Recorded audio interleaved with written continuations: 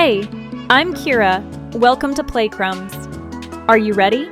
Here are 10 hidden gems from 2025 that deserve way more love. Small teams, big ideas, and a few surprises I promise you didn't see coming. Let's start at number 10, kicking things off with something surprisingly emotional for a farming game. We are talking about Herdling. Imagine a farming sim where the farm fights back. You're herding magical creatures, but each species has its own personality, moods, and gossip network. The goal isn't to collect them all, it's to keep the ecosystem in emotional balance. One angry ram can cause a full-on stampede, and suddenly your chill day becomes Pokemon meets therapy session. What makes Herdling special is how alive it feels. Everything reacts, weather, animals, even the music, to how you treat your herd. It's cozy, chaotic, and weirdly wholesome. From cozy chaos to pure nostalgia. Rolling in at number 9, we've got Once Upon a Katamari. The Katamari crew is back, and this time they're rolling through fairy tales. You start in a tiny cottage, pick up teacups and candles, and by the end you're snowballing through giant storybook worlds. It's a mix of classic Katamari physics with side-scrolling challenges. Every realm has its own twist. Gingerbread villages, haunted libraries, or underwater kingdoms. Think storybook chaos and you've got it. The soundtrack's pure serotonin, the humor's self-aware as ever, and it runs buttery smooth on Switch too. It's ridiculous in all the right ways, like the gaming equivalent of a sugar rush. After that sugar rush, let's switch gears completely. Number 8 is quiet, weird, and oddly profound. Time Flies. A tiny, poetic game about being a fly with a very short life. Because yep, your entire playthrough lasts about 60 seconds of in-game time. In those, you explore a cluttered apartment, cross off a bucket list, and maybe learn a few things about, well, time. It's darkly funny, quietly sad, and somehow uplifting all at once. It's the kind of minimalist art piece that makes you stop scrolling for 5 minutes and go, huh, maybe I should water my plants.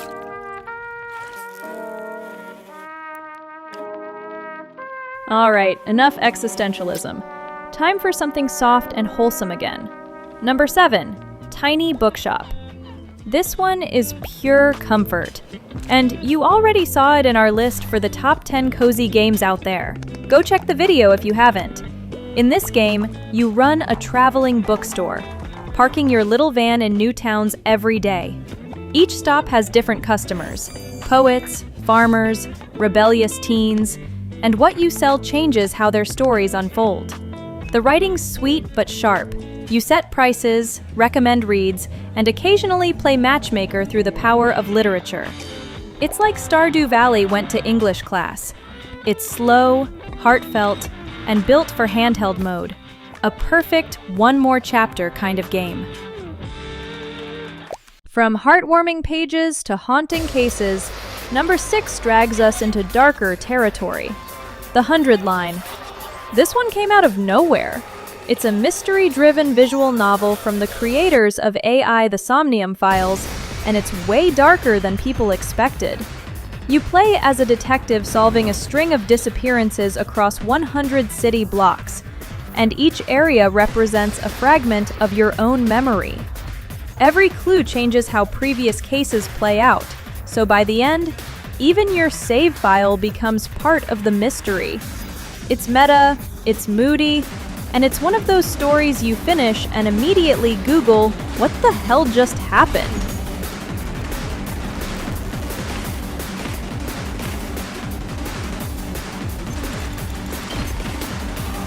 Okay, let's lighten it back up with a classic comeback.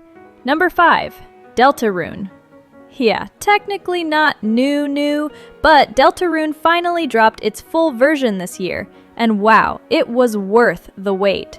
It's Toby Fox doing what he does best, breaking your heart, making you laugh, and then giving you an existential crisis. All in 8-bit colors. The writing's sharper, the world's bigger, and the soundtrack, no surprise, slaps. What I love is how it never forgets the charm of Undertale, but still feels like its own weird, hopeful beast. And yes, there's at least one boss fight that'll make you question your moral compass. Now for something brand new and beautifully bizarre. Number 4. Enter Magnolia. One of the freshest 2D action indies of the year. You play as a florist with a cursed arm that turns flowers into weapons. Petals, vines, or pollen bombs, you name it. The combat's this wild rhythm of bloom and decay. You plant traps, grow bridges mid-battle, and chain attacks that literally bloom explosions across the map.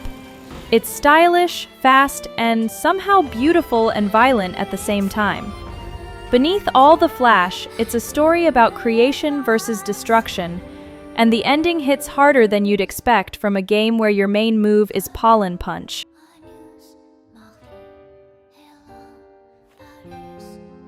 Alright, enough elegance. Let's talk pure, chaotic nonsense. Number 3. Shotgun Cop Man. Okay, this one's just unhinged in the best way. It's a side-scrolling action comedy about a cop whose entire body is a shotgun. And yes, you reload by doing push-ups.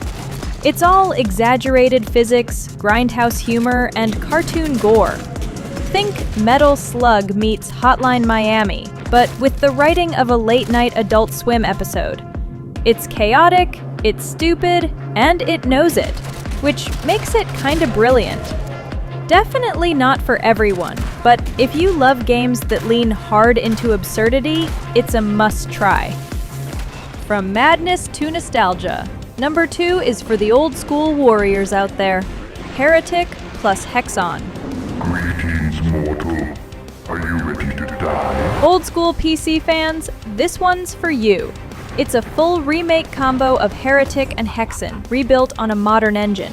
It's faster, it's bloodier, and way prettier than anyone expected. They didn't just remaster, they remixed, adding new enemy variants, co-op campaign, and a ton of accessibility tweaks. It's basically a love letter to 90s dark fantasy shooters with modern controls and buttery smooth performance. Jumping between dimensions, casting spells with actual recoil, and dodging molten lava, this game is pure nostalgic chaos. It feels like the kind of game your older cousin swore was too hardcore, but now you finally get to flex on it. And finally, the one that surprised everyone, our number 1 pick, Pipistrello and the Cursed Yo-Yo. Pipistrello and the Cursed Yo-Yo is what happens when classic platforming meets Saturday morning energy and a dash of gothic flair. You're a tiny bat wielding a cursed yo-yo that doubles as your grappling hook, weapon, and sometimes moral support. You swing through candlelit castles, dodge ghosts, and solve puzzles entirely through momentum. It's like if Celeste got haunted and caffeinated. What really sells it, though, is the flow. It feels right. Every jump, every spin, and every ricochet has this rhythm that just locks you in. It's funny, stylish, and surprisingly emotional by the end. Easily one of the best indie platformers of 2025. And yeah, it earns that number 1 spot.